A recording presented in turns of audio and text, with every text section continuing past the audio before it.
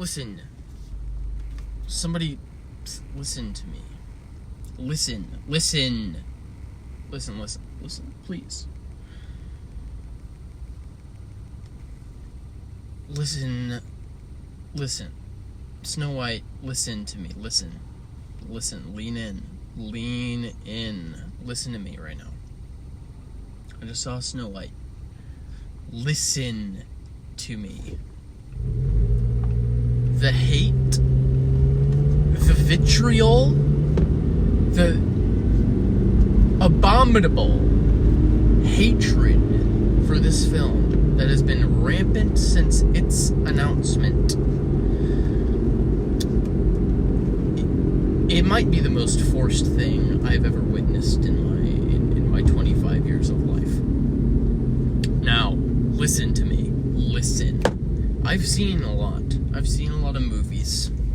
Okay? I've seen a lot of these Disney live-action remakes, right? And most of them are bad.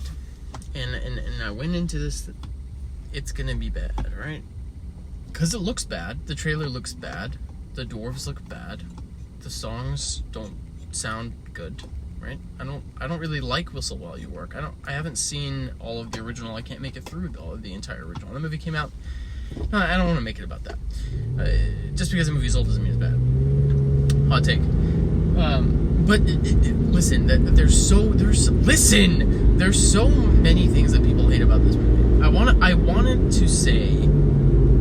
wanted to be the guy that's like, listen, this movie's not that bad, but I'm giving it 2 stars because it's a remake and it doesn't need to exist. But once you wake up, if you could wake up for a second, once you wake up and realize that movies have been remade since they were made. Does that make sense?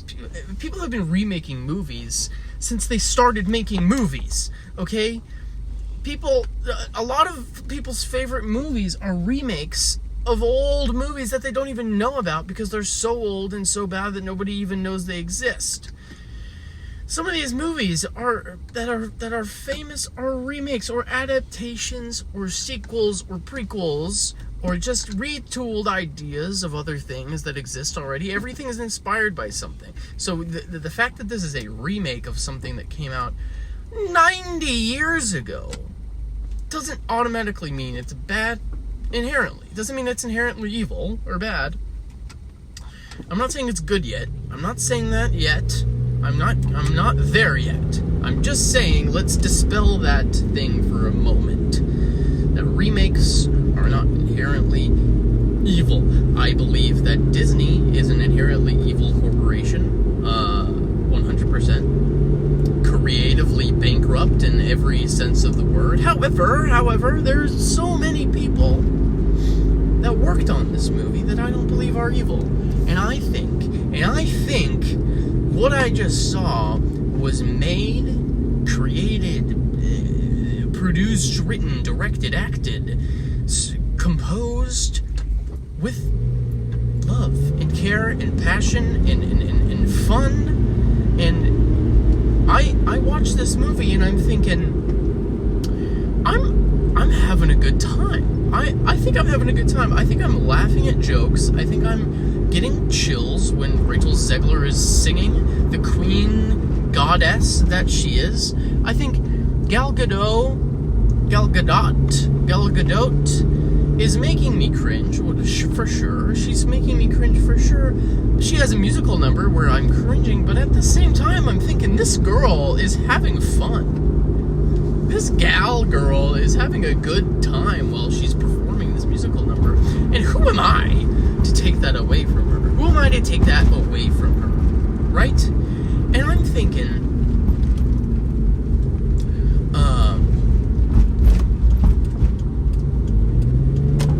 again, sorry, I almost caused a traffic accident. That's my bad. That's why I stopped talking for a second. Let me get down to the brass tacks here, okay? This movie, let me touch on the other thing where I think people go into this and they're actually surprised at the content. They didn't hate it and they actually had a good time, but they're giving it a 5-star review for the way the dwarves look. And let me just touch on the dwarves, their animation, and their performances as a whole. As soon as they came on screen, my mind was kind of blown. The visual effects themselves, they have a little musical number, Hi-Ho, right? It's their thing. It's off to work we go. They're going down in the mines, they're doing their mine thing, and they're singing. And this sequence, it's an entirely CGI sequence. And I'm not gonna lie to you. It's breathtaking. It looks really good. And what I mean by that is that it looks well made. I'm not saying it looks believable. I'm not saying it looks seamless. I'm just saying with current, because once when you're watching this and then you realize that this is the Polar Express animation. What they're doing here, these character models are what they were doing in the Polar Express, but we're doing it now in 2025, and it looks infinitely better than it did in the Polar Express, and it looks really good for what it is. Extravagandized, stylized version of these human faces. They look uncanny. It's uncanny, right? But at the same time, the texture of them, the hairs on their faces, the character model for Doc, it might be flawless for today's standards. I'm not the face specifically. The faces don't really match the bodies, in my opinion. You got a little bit of that the flowy Polar Express vibe. But what they're doing is honestly really impressive, and it's looked over just because it's kind of uncomfortable. And honestly, it's when they're interacting with Rachel Zegler or the other live action cast, like the real people, it does get a little bit harder to stay in the immersion. When it's just the dwarves in a CG environment, it looks great. When they're interacting with real people and real things, it doesn't look as good, but at the same time, it is integrated very well, especially Whistle While You Work. That whole dance number breaks out, and they're dancing with Rachel, and it looks great. So that's the dwarves, and Rachel Zegler, man, I mean, I'm not saying her vocal performance is as good as we'll ever get from anyone ever. Her vocal singing performance is top notch. Her acting style just doesn't, it belongs on the stage. She's a theater kid, she's a stage actor. We've known this since day one with her. Everything she does is perfect for the stage. It's just not quite perfect for the screen.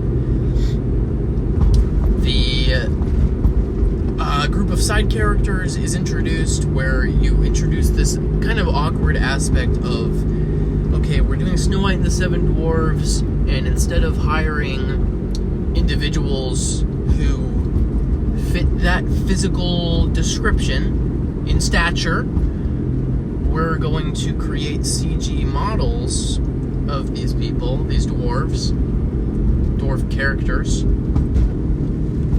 But then in this group of side characters, we have a real person. I haven't looked up his name yet, but a real person.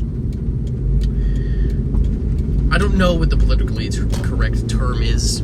I don't know. I'm sorry. I'm trying to avoid saying anything because I don't know what it is. But he's in it, and so it makes you think, okay, maybe we should have given 7 of these guys jobs instead of spending $250 million on CGI characters. Maybe we should have given real people jobs. And I know it's a back and forth, yeah, but the people who are creating the CGI dwarves, they have jobs because of that. So I'm here for both sides, but it just makes me uncomfortable when you start to think about the literal logistics of this, because then you have CGI dwarves interacting with this guy, and it's just a weird thing. Anyway, all this to say, I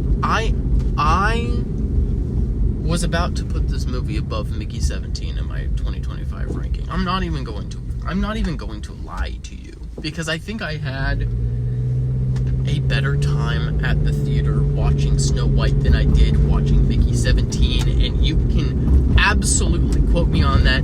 I'm not going to put Snow White above Mickey 17 because Mickey 17 it's not my cup of tea, but it is from a director and that I respect infinitely more than, I'm sorry, Mark Webb, but I'm sorry that you've been stuck in director jail since Spider-Man. But anyway, I think Mickey 17 is, like, overall obviously a more unique creative project, but even then, like, it's based on a book, so would I go back to what I was saying at the beginning still stands, that everything is an adaptation or inspired or a remake of something, okay? So all this to say, Snow White is pretty good. It's pretty good. Some of the songs are fun.